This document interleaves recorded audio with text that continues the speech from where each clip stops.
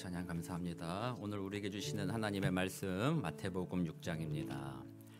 마태복음 6장 9절에서 13절까지 말씀입니다. 우리 예수님 가르쳐 주신 기도니까요.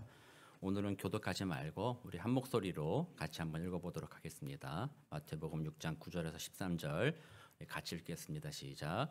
그러므로 너희는 이렇게 기도하라. 하늘에 계신 우리 아버지여, 이름이 거룩히 여김을 받으시오며 나라가 임하시오며 뜻이 하늘에서 이루어진 것 같이 땅에서도 이루어지이다.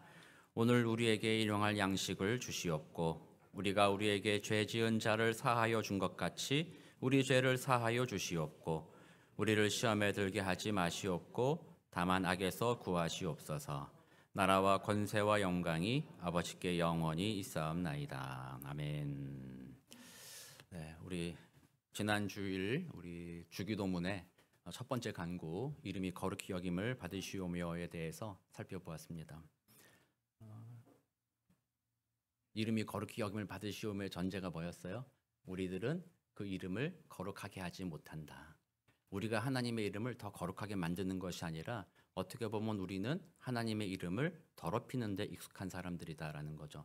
그러므로 이 간구는 우리들의 죄를 회개하는 것이며 동시에 하나님이 일하셔야 된다는 것을 말하는 것이었죠. 하나님께서 우리를 죄 가운데 구원하여 주십시오. 당신의 이름을 위하여 우리를 구원하여 주십시오라는 간구가 포함되어 있고 동시에 또한 그런 우리들에게 성령을 보내사 죄로부터 멀어져서 하나님의 거룩하심을 증거하는 삶을 살도록 도와달라라는 그 내용들이 이름이 거룩히 여김을 받으시오며에 담겨 있다라고 말씀을 나누었습니다. 그래서 이 전체 주제는 내가 일하는 것이 아니라 하나님이 일하시는 것입니다. 하나님께서 우리를 하나님의 거룩하심을 드러내는 증거로 우리를 인도하옵소서 이렇게 기도하는 거죠. 처음에 간구가 그렇게 시작됐으니까 나머지 내용들도 사실은 하나님 앞에 하나님이 이렇게 일하셔야 됩니다라는 겸손한 마음으로 주님의 일하심을 구하는 기도가 되는 것이죠. 그래서 지난 한 주간 여러분들이 그 이름의 거룩히 여김을 받으시오며 생각해 보면서 삶의 자리에서 주의 이름을 거룩하게 증거하였는가 한번 돌아보시고 그렇지 않구나 생각하면 또 회개하고 또 주님의 은혜를 구하면 되는 것입니다. 그래서 다시 한번 이번 한 주도 그 이름을 거룩하게 하시는 복된 저와 여러분 되시기를 주의 이름으로 축원합니다. 그래서 오늘은 두 번째 간구를 좀 살펴보려고 합니다. 두 번째 간구는 우리 10절에 나오는 나라가 임하시오며입니다. 제가 어릴 때는요, 이거 나라가 임하옵시며라고 안 했어요. 나라이 임하옵시며 이렇게 얘기했어요. 그래서 어릴 때는 그게 무슨 말인지 이해를 못했어요. 나라이 임하옵시며 이거 말이 안 맞는데. 근데 이제 옛날 처음 이렇게 성경 번역할 때 그때 그거를 가져다 쓰다 보니까 현대 쓰는 구문하고 좀 달라가지고 헷갈렸던 것인데 원래 의미가 그 나라가 임하시옵소서라는 그런 뜻이었죠. 그래서 나라가 임하옵시여라고 지금 우리 개역 개정 성경에서는 번역을 바꿔놨죠. 그래서 이게 잘된 번역이라고 말할 수가 있는 것입니다. 그래서 이렇게 나라가 임하시오며라고 예수님께서 우리한테 기도하라고 가르치는 겁니다. 그렇게 기도하라는 거죠. 그렇다면은 그 기도하기 그 내용에 두 가지 전제가 담겨 있습니다. 첫 번째 전제는 뭐예요? 아직 그 나라가 온전하게 임하지 않았다라는 것을 말하는 거죠. 그래서 우리 웨스트민스터 요리문답 191문이 바로 이 주기도문 두 번째 간구에 대한 질문입니다. 이 간구는 무엇을 의미합니까 했을 때 그 앞에 맨 앞에 전제로 답을 하는 것이 이것입니다. 우리 자신과 모든 인류가 본질상 죄와 사단의 주관 아래 있음을 인정한다라는 것입니다.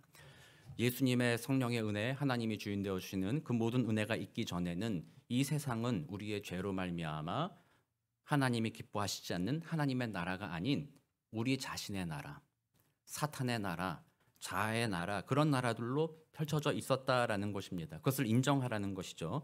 그래서 예수님께서 공생의 사역을 시작하실 때 예수님께서 이 땅에 오셔서 약 30년 동안을 기다리셨습니다. 사람에 대해서 이해하셨고 배우셨고 하나님의 때를 기다리셨습니다. 그리고 이제 30이 되어서 비로소 그의 사역을 하나님께서 나를 이 땅에 보내신 이유가 이것이다라고 말하면서 그의 사역을 시작할 때 첫 번째 메시지가 뭐였습니까? 회개하라, 천국이 가까이 왔느니라 라고 선포합니다. 그때 예수님께서 회개하라, 너의 구원이 가까이 왔다 이렇게 이야기하지 않았습니다. 회개하라, 천국이 가까이 왔다. 이 마태복음에서는 하나님이라는 표현을 쓰기를 좀 거북하게 여겼어요. 그러니까 이 마태복음이 마태가 유대인에게 쓰다 보니까 하나님이란 말을 쓰기 힘들어서 좀 다른 말로 바꾼 게 이제 하늘나라. 그래서 천국이라는 말이 마태복음에서 계속 나오는 거예요. 그래서 예수님께서 첫 번째 하셨던 일이 회개하라, 천국이 가까이 왔다. 그 말은 뭐예요? 아직 천국이 오고는 있지만 아직 안 왔다라는 거죠. 왜 안 왔어요? 우리가 여전히 회개하지 않고 죄 가운데 우리들 마음대로 살아가고 있기 때문에 천국이 이르지 않았다라는 거죠. 그러나 예수님의 메시지는 곧 있으면 그 나라가 반드시 임하게 될 것이다. 누구든지 내 이름을 부르는 자마다 구원을 얻게 될 것이며 단지 자신의 삶이 구원해서 하나님의 나라 들어가는 것이 아니라 하나님의 나라가 완성될 것이다라는 거예요. 그러니까 조금 더 큰 개념이에요. 하나님의 나라가 임해서 거기에 우리가 구원받은 백성이 들어가는 거지, 우리가 구원받은 백성이 들어가고 한 사람, 두 사람, 세 사람 모여서 하나님의 나라가 이루어져 가는 것이 아니라는 거예요. 그래서 우리는 그 하나님의 나라가 임재하는 곳에 우리가 부르심을 받았으므로 감사하는 거예요. 그래서 복음의 내용을 단편적으로 나의 개인적인 구원으로서만 이해하는 것은 복음의 큰 내용, 주님이 하신 일들을 약간 축소하는 것이다라고 보는 거예요. 그래서 예수님이 하신 모든 일들은 바로 하나님의 나라가 오게 하는 그 일들을 감당하셨다라는 거죠. 그래서 그 당시 그 사람들도 아직까지 그들의 죄를 깨닫지 못했죠. 바리새인들이라든지 많은 종교인들도 하나님을 안다고도 하지만 하나님 앞에 온전히 충성하지 못했고, 그들의 율법을 지키며 의롭게 살아가려고 하는 그 모든 노력들은 자기를 드러내고자 하는, 결국에는 종교적인 행위를 통해서 자기의 의를 쌓고자 하는 거예요. 세상 사람들처럼, 세상 사람은 어떻게 해요? 공부 열심히 해서 높은 자리에 올라간다거나 돈을 많이 벌음으로써 자신을 과시하듯이 그 당시 사람들은 종교적인 행위를 내가 열심히 함으로써 다른 사람보다 내가 좀 더 종교적이고 좀 더 의롭다 하는 자기 칭찬을 받으려고 하는 그런 모습으로 종교 생활했다라는 거예요.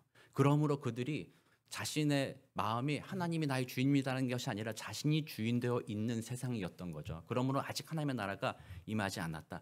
회개하라, 이렇게 이야기한 것입니다. 그렇게 본다면 오늘날도 어때요?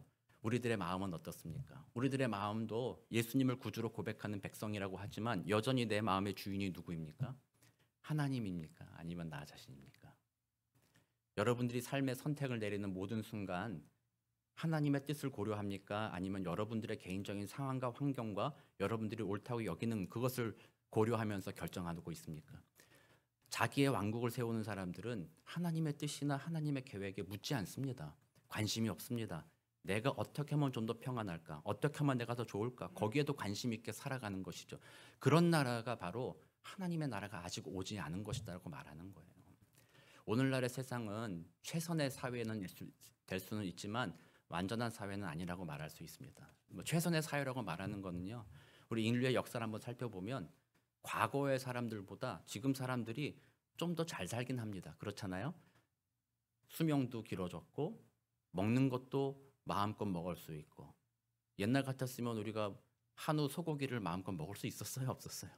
1년에 한두 번 어쩌다가 한번 먹고 뭐 그랬었는데, 오늘날에는 뭐 마음만 먹으면 언제든지 고기 먹을 수 있고 내가 즐길 수 있고 뭐 편안하게 다닐 수 있잖아요. 오늘날은 그래서 정치 체제나 경제 체제도 보면 예전에 비해서 많이 좋아진 거죠. 예전에는 정말 불평등했잖아요. 그러나 지금은 그래도 평등한 사회를 이루었잖아요. 민주적인 사회라고 생각하고.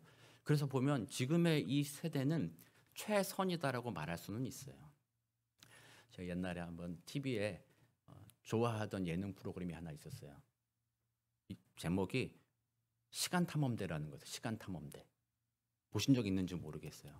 이 개그맨들하고 여러 사람 모아다가 조선시대처럼 살아봐라라는 거예요. 핸드폰이고 뭐 다 뺏는 거예요. 진짜 조선 사람처럼 조선 사람 옷을 입고 신발도 집신 꽈서 신게 하고 물도 안 나오니까 물도 오고 막 이런 거 시키는 거였거든요. 근데 그 사람들이 정말 너무 힘들어 하더라고요. 집에 물이 없으니까 물도 오라니까 지금 같은 물도 오면 뭐 물통 플라스틱통 매가지고 그냥 오면 되잖아요. 항아리를 메고 가야 돼. 항아리를 메고 가가지고 냇가에서 항아리에 넣어놓고 바가지로 물 퍼 담아서 들고 오다가 절반 다 쏟아. 마지막까지 와서는 힘들어가지고 하다가 항아리가 깨지는 바람에 물이 다 쏟아져. 그런 프로그램 했었던 거예요. 옛날 사람이 어떻게 살았나 고증을 맞춰가지고 그렇게 살아가는.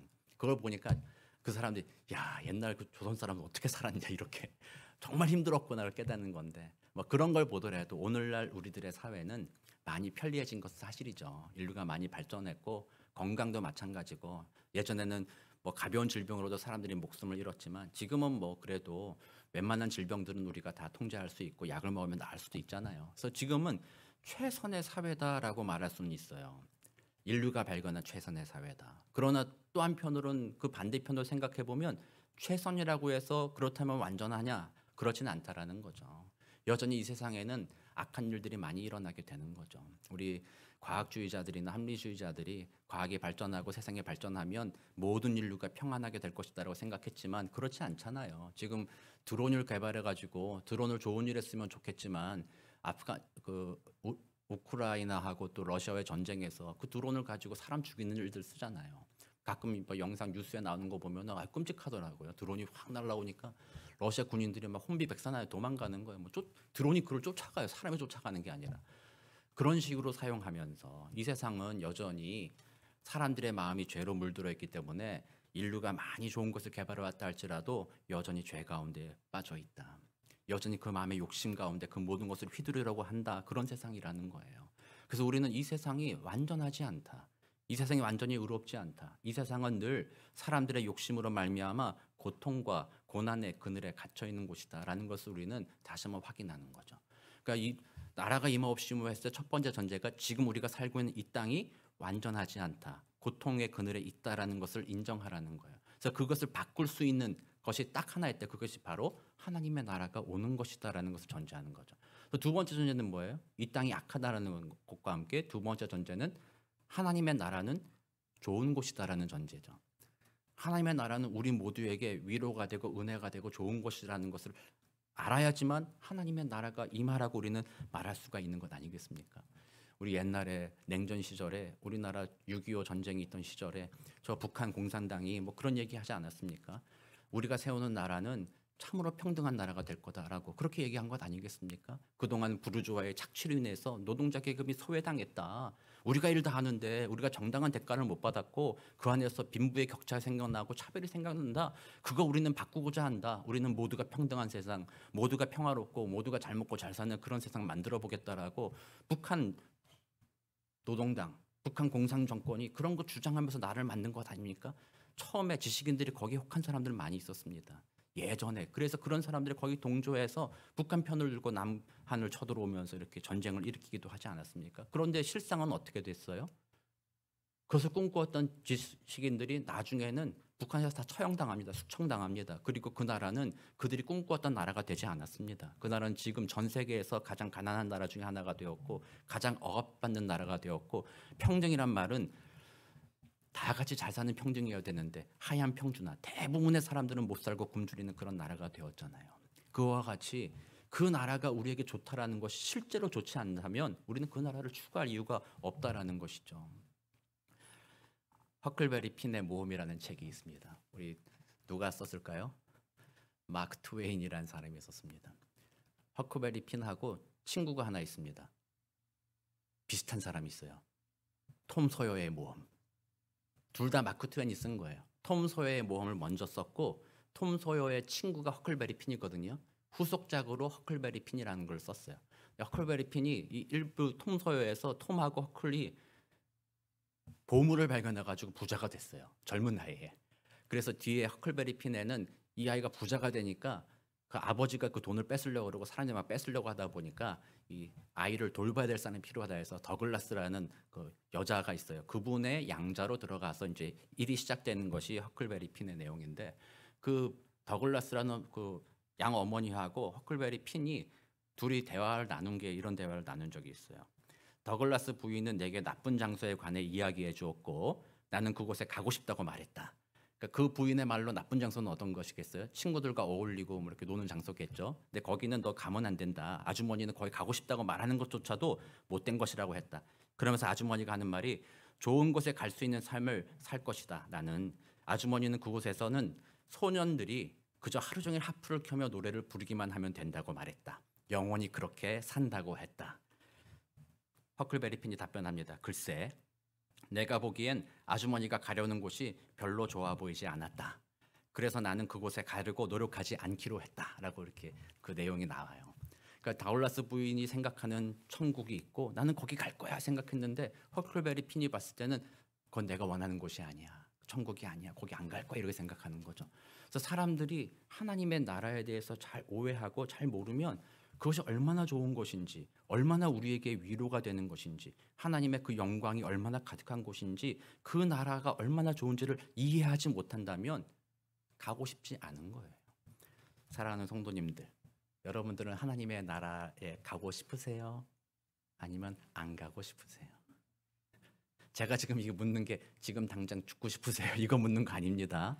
죽고 싶으세요? 아니면 살고 싶으세요? 그걸 묻는 게 아니라 하나님의 나라에 대해서 여러분들이 한번 생각해 보는 것입니다. 그 나라를 여러분들이 진짜 가고 싶다는 그 소망이 여러분들께 있느냐 없느냐를 묻는 것입니다.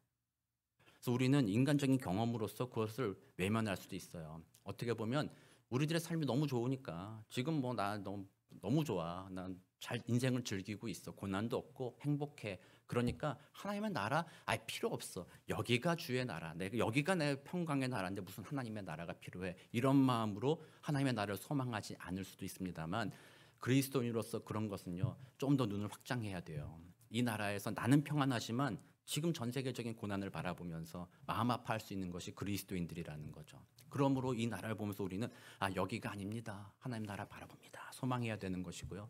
또 그 하나님의 나라를 인간의 눈으로 자꾸 생각하는 거예요. 아까 말했듯이 공산주의가 뭐 우리에게 평강을 준다고 했고 약속했지만 결국 봐라 실패하지 않았냐. 그래서 하나님의 나라도 뭐 별 볼일 없다. 뭐 이렇게 하나님의 나라에 대해서 하나님의 나라가 얼마나 우리에게 필요하고 얼마나 가야 되는 곳인지를 그 가치를 자꾸 끌어내리는 거예요.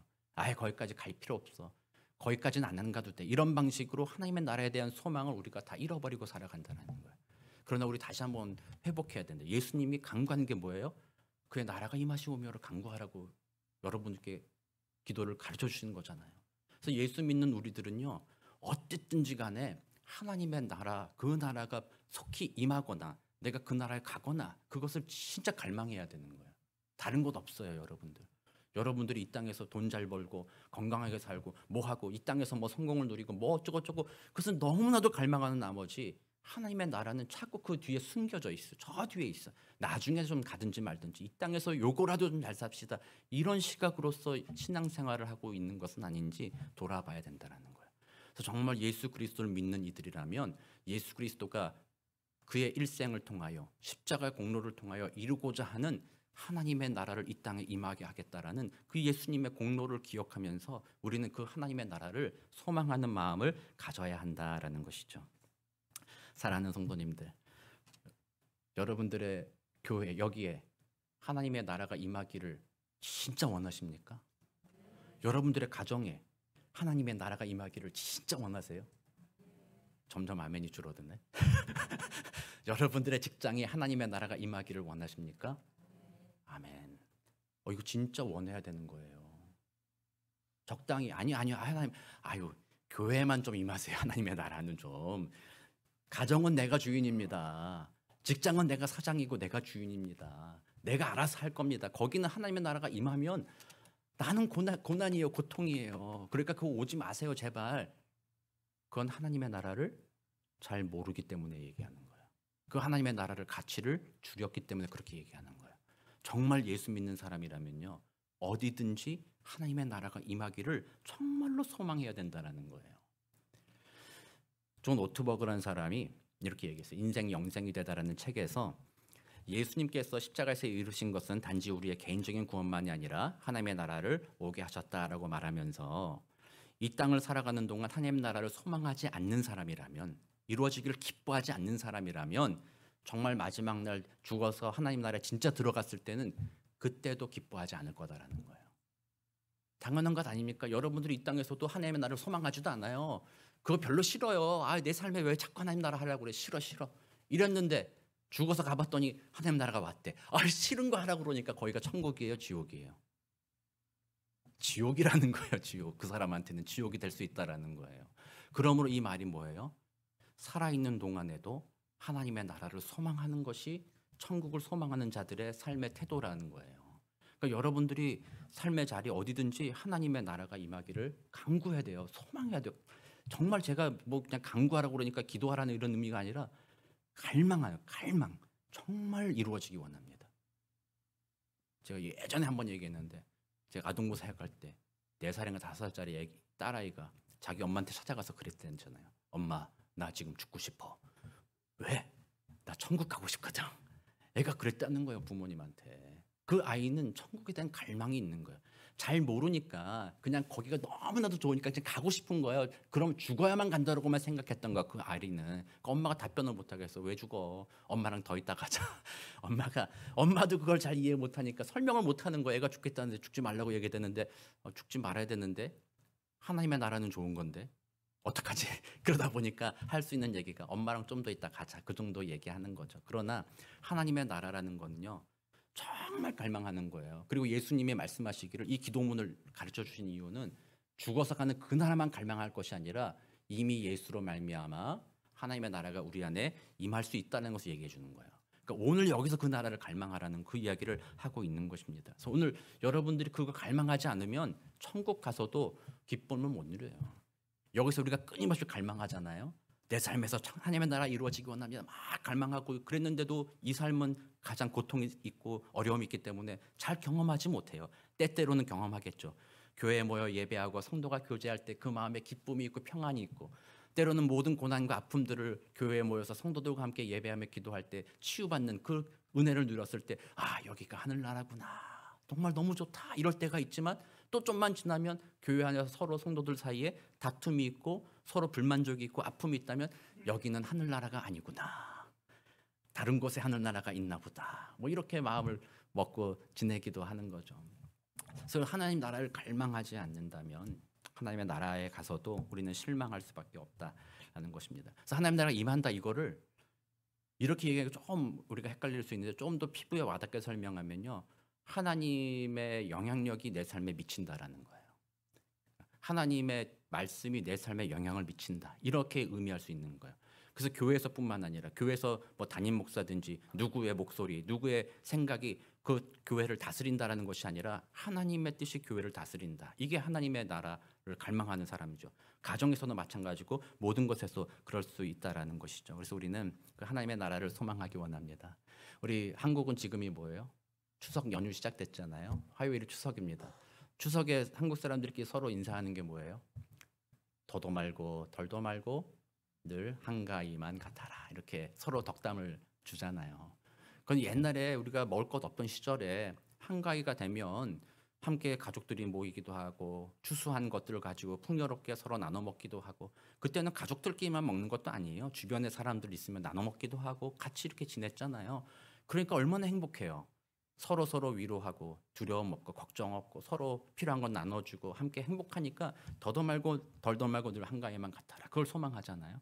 하나님의 나라는 그것보다 더 크다는 거죠. 하나님의 나라는 그것보다 더 위대하며 더 평강이 있으며 더 우리에게 행복을 가져다 주는 것이 바로 하나님의 나라다라고 말하는 거예요. 그래서 여러분들 정말 이 나라가 임하옵시며라는 기도를 드릴 때 여러분들의 신앙을 점검해 봅니다. 내가 진짜 그 나라 소망하고 있는가? 이 땅에서 그 나라를 맛보기를 소망하고 있는가? 그것을 우리가 예수 그리스도가 소망하지 않고 있다면 주님 앞에 다시 기도합니다. 하나님 도와주십시오. 그 나라 소망하게 해주십시오. 그 마음으로 이 땅을 살아갑니다. 그런 자들이 진짜 천국을 맛보게 될 것입니다. 오늘 이제 그 의미를 이렇게 소망하자 이거 제가 말씀드렸고요. 그럼 그 왜 소망해야 되는지 그 의미, 구체적인 의미를 몇 가지만 좀 하이델베르크를 통해서 살펴보고 말씀을 좀 정리하겠는데요. 우리 하이델베르크 요리문답 123문 우리 보시면 있습니다. 질문이 이겁니다. 둘째 강구, 즉 나라가 임하옵시며라는 뜻이 무엇입니까? 라는 질문에 대한 답변이 네 가지로 나옵니다. 주님의 말씀과 성령으로 우리를 통치하시사 우리가 점점 더 주님께 순종하게 하옵소서. 첫 번째. 두 번째, 주님의 교회를 보존하시고 부흥케 하옵시며 세 번째, 마귀의 일들과 주님께 대항하여 스스로 높이는 모든 세력들 그리고 주님의 거룩한 말씀에 반대하는 모든 악한 운동들을 멸하여 주옵소서. 마지막 네 번째는 주님의 나라가 온전히 이루어져서 주께서 만유의 주가 되실 때까지 그리하옵소서라고 이렇게 되어 있습니다. 이게 답변입니다. 네 가지 한번 간단하게만 살펴보고 마치면요. 첫 번째는 우리가 점점 더 주님께 순종하게 하옵소서라는 말이라는 거예요. 나라가 임하옵시며라고 우리가 기도문을 드릴 때에는 그 의미는 내가 점점 더 주님 앞에 순종하게 하옵소서를 포함하고 있다라는 거죠. 여러분들께 또다시 묻습니다. 여러분들은 신앙생활하면서 점점 더 주님께 순종하겠습니다. 순종하기를 원합니다. 그런 마음이 있으신가요? 없으신가요? 정말 있어요? 속으면 안 됩니다. 속으면 안 됩니다. 우리는 자기도 속이면 안 돼요. 이 시간에는요. 여러분들이 옆에 있는 사람한테 잘 보이려고 있습니다. 그럴 필요가 없어요. 지금은 여러분들 마음을 진짜 들여다보는 시간이 돼야 돼요. 성령께서 내 마음을 터치해달라고 생각해야 돼요. 사람들은요, 자기가 바라는 것을 마치 자기인 것이냐 얘기하는 경향이 있어요. 사탄이 그런 식으로 얘기해요. 그런 식으로 우리 속인단 말이에요. 정직하게 나를 고백하고 여러분들 마음을 들여다보는 거예요. 여러분들은 예수 믿고 난 이후로부터 나라가 임하시오면서 기도하면서 내가 점점 더 주님 앞에 순종하기를 원합니다라고 그런 마음을 갖고 계신지 점검해 보아야 돼요. 제가 볼 때는 별로 안 그런 것 같기 때문에 그런 거예요. 저도 마찬가지고요. 저에 대해서도 이 말씀을 준비하면서 저에 대해서도 회개하고, 야, 정말 이게 인간이 그렇구나. 그걸 깨닫게 돼요. 성령이 아니면 안 되는구나. 점점 더 순종한다는 것은 결국 어디까지 순종해 가라는 걸 말하는 거예요. 어디까지? 주일날 오전 11시 예배 나오는 순간까지 순종하겠습니다. 그거까지 순종하라는 거예요. 그러면 우리는 얘기해야겠죠. 다 이루었다. 자신들이 순종의 기준을 자기가 세워놓는 거예요. 하나님의 말씀에 따라 순종하겠다는 게 아니라 내가 세운 기준이 있습니다. 거기까지만 가겠습니다. 이런 마음으로 신앙생활하는 거에 얼마나 많아요. 목사인 저도 때로는 그럴 때가 있다라는 거죠. 이거는 좀 과한데, 요거까지 발 한 발짝 넘어가는 것은 조금 그런데, 여기까지 이만큼만 해도 그게 어디야. 이런 마음으로 그런 신앙생활 한다라는 거예요. 그게 사람마다 천차만별이에요. 어떤 사람들은 주일 오전 11시 예배 나오는 것만으로도 나는 하나님께 모든 걸 다 했어. 순종 다 했어. 그러니까 이 시간 딱 지켰으니까 다 이루었다. 더도 말고 덜도 말고 죽기 전까지 주일 오전 11시에 예배만 드리자. 이런 식으로 생각하는 거죠. 그게 점점 더 순종해 가겠다라는 마음의 고백의 결과물은 아닐 것이잖아요. 그것뿐만 아니라 제가 교회 생활만 얘기하는 것이 아닙니다. 점점 더 여러분들 그러면 좀 더 순종해 보자. 그러면은 금요 찬양 예배도 나와봐야지. 그러면 나 새벽 예배도 좀 나와봐야지. 뭐 그런 종교적인 것들만 의미하는 것이 아닙니다. 성경에서 말하는 순종의 저 끝판왕은 뭐예요? 점점 자라서 순종의 끝판왕, 마지막 예수님 아니세요? 십자가에서 다른 사람을 위해서 자기를 죽이는 거예요. 거기까지 가겠다라는 것이 바로 점점 더 순종해 가겠다라는 의미인 것입니다. 우리 토렌 선한 목적의 성도님들의 마음에 다시 한번 정직하게 여러분들의 마음을 돌아보셔야 됩니다. 내가 진짜 순종하고자 하는 마음, 점점 더 순종하고자 하는 마음이 있나? 너무 찌르는 말인가 싶기도 한데, 그래도 하나님의 말씀이에요. 여러분들 생각해 봐야 돼요. 근데 어떤 분들은 그래요. 나는 순종할 마음이 있습니다 라고 생각을 하는 분들이 있다고 생각할 수 있죠. 있다고 해봐도 그분이 순종하지 않아요. 왜 안 하는 줄 알아요? 말씀을 모르니까. 말씀을 읽고 하나님이 뭐 하라는지 관심이 없으니까. 성경 말씀 하나님께서 너희들에게 이것이 복된 삶이다. 이렇게 사는 것이 하나님 나라를 경험하는 삶이다. 그러니 여기에 믿고 순종해봐라. 그러면 하나님의 나라가 너한테 이루어질 거다. 그렇게 말씀해 주셨는데도 말씀에 관심이 없는 거예요.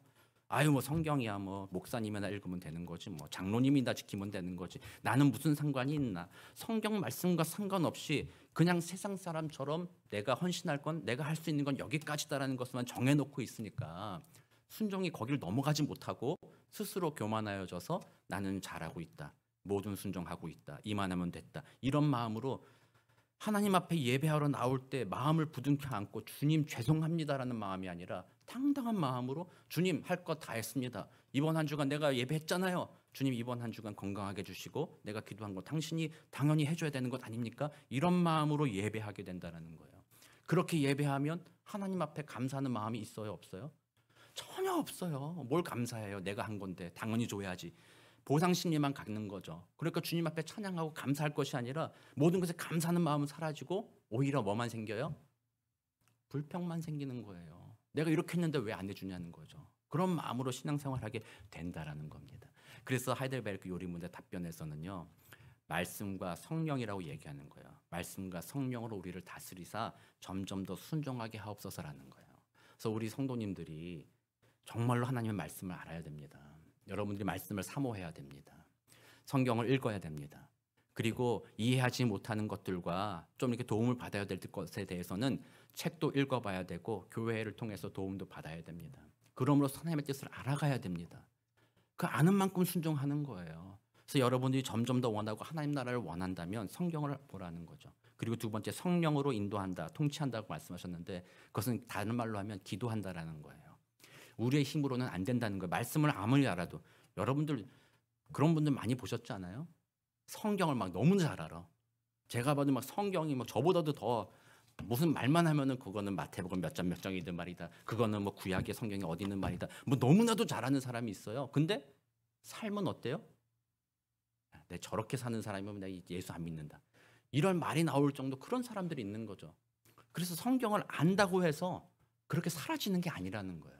알면 아 그게 그거구나 해서 은혜가 임하면 겸손해져요. 아 내가 거기에 도달하지 못하는 거야. 겸손해져야 되는데 하나님께 성령이 없으면 아는 것 가지고 자랑하는 거죠. 이제 성경을 얼마나 아느냐 그거 가지고 자랑하기 시작하는 거예요. 다른 사람 깔보기 시작하는 거죠. 잘못된 거라는 거예요. 성경을 알고 그 다음 성령의 은혜가 임하셔서 아 내가 하나님의 말씀하신 것에 얼마나 부족한 죄인인가. 그런 나를 얼마나 주님이 사랑하여 주셨는가.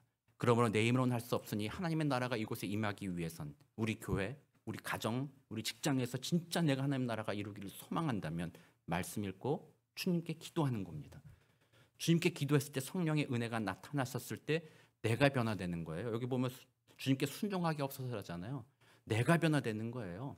여러분들이 하나님 나라를 소망한다 그러면 먼저 하나님이 하시는 일들은 여러분을 먼저 변화시키는 거예요. 여러분들 자꾸 거꾸로 하잖아요. 우리 교회가 행복하려면 누가 바뀌어야 돼요? 이승영 목사가 바뀌어야지. 우리 교회가 문제가 있으면 뭐가 바뀌어야 돼요? 목사부터 바꿔야지. 아니면은 저 사람부터 바꿔야지. 저 사람만 안 나오면 우리 교회 행복해. 뭐 이렇게 자꾸 다른 사람 얘기하기 시작한다라는 거예요. 자기를 생각 안 한다는 거예요. 근데 성경은 분명하게 얘기해요. 말씀과 성령의 인도하심을 받는다면 내가 변화되기 시작한다. 내가 점점 더 순종하기 시작한다. 그러므로 하나님의 나라는 누구부터 시작이 돼요? 나로부터 시작이 되는 거예요. 오해하면 안 됩니다. 여러분 하나님의 나라가 이승영 목사로부터 시작한다고 생각하면은 여러분들은 분명히 실망할 거예요. 제가 이제 2년 다 돼갑니다만 초창기에는 많이 말했는데 요즘엔 말을 안 했어요. 여러분들이 이승영 목사가 좀 괜찮은 목사다. 아, 저 목사 따라가면 되겠다. 혹시라도 그런 마음이 혹시라도 이만큼이라도 있다면 실망할 수 있다. 저 목사의 뒷면을 보게 된다면 이승영 저의 뒷면을 보게 된다면 여러분들은 분명히 실망할 거다. 그러면서 말할 거다. 하나님의 나라 저 이승영 목사 조금만 바꿔주면 하나님의 나라가 될 것 같습니다. 근데 바뀌어요 안 바뀌어요? 안 바뀌어. 그러면 저 목사를 바꾸자. 하나님의 나라는 그래서요. 말씀과 기도로 인한 내가 점점 주님 앞에 순종할 때 그 나라가 우리 안에 임해 간다라는 거예요. 그래서 여러분들이 혹시라도 신앙생활하면서 교회에 대해서 불평하거나 교회에 대해서 어려움이 생긴다거나 신앙에 뭔가 문제가 있어 보인다라고 생각이 든다면 이제는 우리는 다른 말 할 거 없습니다. 먼저 말씀으로 돌아가고 기도로 돌아가고 그럼으로써 내가 혹시라도 잘못 보고 있는 것은 아닌지 내가 혹시라도 하나님의 말씀이 아니라 내 뜻대로 생각하고 있는 것은 아닌지 아니면 내가 순종하지 못하고 있는 것은 아닌지 먼저 자기를 돌아본다라는 거죠. 그랬을 때 정말 나로부터 하나님의 나라가 시작되기 시작한다는 거예요. 여러분들이 한 사람 한 사람이 너무나도 중요한 겁니다. 우리 교회가 하나님 나라 임하게 하는 것은 여러분 한 사람 한 사람 성도님들이 성령 안에서 주님 앞에 점점 더 순종해 가기 시작할 때 교회가 하나님의 나라를 맛본다라는 거예요. 그랬을 때 여러분들의 가정에 하나님의 나라가 맛보아지고 여러분들이 있는 직장에 하나님의 나라가 맛볼 수 있게 된다라는 사실입니다. 그래서 우리 교회는요. 담임 목사나 목회자들에게만 책임이 있는 것이 아니라 우리 모두가 같은 책임을 지는 거예요. 이게 개혁교회의 신앙이에요. 성직자들만 뭐 거룩하고 성직자들만 잘하면 돼. 그거는 개혁하기 전에 카톨릭주의적 것이죠. 개혁교회는요. 모든 성도가 내가 하나님의 나라를 갈망합니다. 그러므로 말씀과 성령의 인도하심에 따라 내가 점점 더 주님 앞에 순종하게 하옵소서. 그럼으로써 나를 통하여 우리 교회가 하나님의 나라를 만나게 하여 주옵소서. 아멘. 정말 이런 기도가 우리 안에 있게 되길 원합니다. 그리고 두 번째는 주님의 교회를 보존하시고 부흥케 한다고 했잖아요. 하나님의 나라가 교회하고 완전히 일치하진 않습니다. 우리가 알잖아요. 교회가 여기가 무슨 하나님의 나라예요. 교회만 오면 상처받는데, 교회만 오면은 마음이 평안해야 되는데 오히려 교회만 오니까 더 마음이 불편한데 무슨 하나님의 나라예요. 하나님의 나라가 교회와 일치하진 않습니다만, 그럼에도 불구하고 하나님은 이 세상에 어떤 다른 곳을 통해서 하나님의 나라를 시작하지 않아요. 반드시 교회를 통해서 하나님의 나라가 시작되어 가는 거예요. 그러므로 토렌스 선한 목자교회가 여러분들에게는, 저는 이렇게 말하고 싶어요. 생명줄과 같은 교회가 되기 원합니다. 이 교회 안에서 여러분들이 하나님의 말씀을 듣고 기도하고 주님의 은혜를 구했을 때 이 교회가 건강하고 이 교회가 말씀의 반석에 있었고 하나님이 보존하시며 이 교회를 부흥케 하셨을 때, 영적으로 부흥하게 하셨을 때, 여기에서 우리가 하나님 안에서 순종하는 삶으로 성장해 가고, 그러므로 하나님의 나라를 보고 가정이 그렇게 되고 직장이 그렇게 된다라는 것입니다. 그래서 여러분들이 토렌 선한 목자교회를요, 귀하게 여겨야 됩니다. 그냥 여러분들이 뭐 내가 선택해서 왔어, 뭐 내가 그냥 선택해서 왔지 뭐 그렇게 생각해서는 안 됩니다. 하나님이 여러분들을 여기로 불러주셨다, 그 마음 가지고. 그렇다면 하나님이 내가 이 교회에서 무엇을 하기 원하는가, 또 무엇을 얻게 하시려고 하시는가, 하나님을 향한 기대를 가지고 이 교회에 대해서 귀하게 여기며 마음을 품어야 된다라는 거죠. 그러므로 교회 안에서 여러분들이 나라가 임하옵시며 기도하는 것은 이 교회를 지켜주옵시며 이 교회가 부흥케 하옵소서, 그것까지도 포함하고 있다라는 거죠. 세 번째, 마귀의 일들과 주님께 대항하여 스스로 높이는 모든 세력들, 그리고 주님의 거룩한 말씀에 반대하는 모든 악한 의논들을 멸하여 주옵소서라고 간구하는데, 이거는 첫 번째 마음과 겹쳐 있긴 해요. 우리들의 마음이 하나님으로부터 멀어져서 스스로 높이는 교만함, 또 말씀 따라 살지 않는 모든 것을 멸하여 주옵소서라는 나에 대한 이 간구이기도 하면서 동시에 저 세상을 보면서 말하는 것입니다. 지금 저 세상을 보십시오, 하나님. 저기에는 스스로 높아진 자들이 있습니다. 자기의 말 한마디에 따라서 인구의 몇 명이 죽거나 살거나 할 수 있는 그 권력을 가진 자들이 있습니다. 저 우크라이나와 러시아의 전쟁, 지금도 젊은이들이 막 죽어나가고 있잖아요.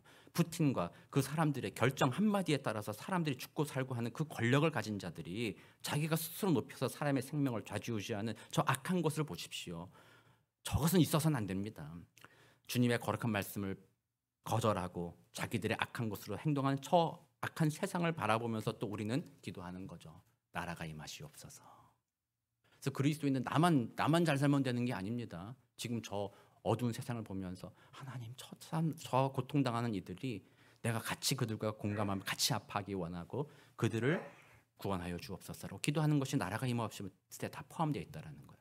그래서 이 답변의 세 번째, 세 가지는요, 지금 이 땅에서 우리가 그렇게 하나님의 나라를 경험하도록 해 주옵소서라는 기도예요.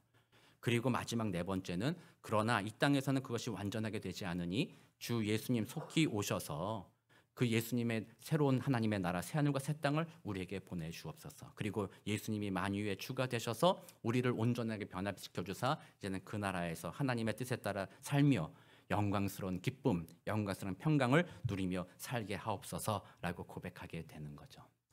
이게 나라가 임하옵시며의 뜻에 담겨 있는 내용들이라는 것입니다. 저는 이 주기도문을 준비하면서요, 혼자 은혜를 많이 받고 있습니다. 우리 예수님이 얼마나 대단하신가. 우리 예수님이 정말로 하나님의 아들이 맞구나. 목사님들 만나서 얘기해 보면 목사님들이 가장 힘들어하는 것이 무엇이냐 물어보면요, 말을 줄이는 게 힘들대요. 이것도 설명해야 되고 저것도 설명해야 되고 뭐 하고 막 하다 보면은 길어진다는 거예요. 그걸 줄여서 얘기했는데 그걸 못 하겠다라는 분들이 많이 있죠. 근데 예수님 보세요. 이 많은 내용을 단 한마디로 요약하잖아요. 나라가 임하시오며. 주기도문 짧은 내용이 우리가 지금 몇 주째 제가 설교하고 있는데 이제 겨우 둘째 강구잖아요. 셋째, 넷째, 다섯, 여섯 번째까지 갈 건데 또 결론도 또 있을 텐데 그 많은 풍성한 내용들을 하나도 남김없이 간략하게 요약하셔서 예수님이 그 기도문에 담겨주셨다는 것은 얼마나 대단한가 생각해 보는 거예요. 그래서 그러면 우리는 지금 이 배우는 것을 염두에 두면서 주님이 가르쳐주신 기도가 이런 의미구나 생각하며 기도하는 겁니다. 그리고 그 의미를 알면 이제는 나라가 임하옵시며라는 기도만 하는 것이 아니라 거기에 덧붙여서 주님, 내가 주님 앞에 순종하게 하옵소서. 주님, 내가 말씀을 읽게 하옵소서. 주님, 내가 예배를 소중하게 여기게 하시고 교회를 중요하게 여기게 하옵소서라는 더 확장된 기도로 우리를 데려간다라는 거예요. 그러니까 많은 분들이 기도하라 그러면 기도할 게 없다고 그러고 기도를 어떻게 될지 모르겠습니다라고 말하는 이유는 이런 것들에 대해서 깊이 생각해 보지 않았기 때문에 주기도문을 더 깊이 생각해 보면 벌써 제가 이것만 말씀드린 것만 해도 벌써 시간이 막 30분, 40분 지나갈 거예요. 그래서 하나님의 그 뜻을 이해하면 정말 참된 기도의 자리로 나갈 수 있다라는 것이죠. 그래서 우리 말씀을 좀 이렇게 정리를 해보겠습니다. 정리하면 마무리할 텐데요. 하나님이 내가 그렇게 좋은 곳이라면 이왕이면 여기서도 살면 너무나도 좋잖아요. 그게 얼마나 우리에게 큰 축복이며 행복입니까? 아멘. 우리 교회, 우리 가정, 우리 직장이 하나님의 나라를 경험하는 것은 그리스도인들에게 최고의 행복이고 최고의 목적입니다. 그러므로 오늘도 우리는 주님의 말씀에 귀를 기울이고 성령의 인도하심에 나 자신을 내려놓고 점점 더 주님 앞에 순종하게 되셔서 하나님이 나를 통치하셔서 나를 통하여 내가 있는 곳에 하나님의 나라가 이루어지게 하옵소서. 그 기도와 그런 하나님의 나라를 풍성하게 누리게 되시는 복된 저와 여러분 되시기를 우리 구주 예수 그리스도 이름으로 축원합니다. 기도하겠습니다. 사랑과 은혜가 많으신 아버지 하나님 감사합니다. 죄로 말미암아 악한 세상에 살아가며 소망 없이 살아갈 수밖에 없는 우리들이었는데 우리 주 예수 그리스도의 십자가의 공로로 그 영광스러운 하나님의 나라를 꿈꾸게 하시니 감사합니다.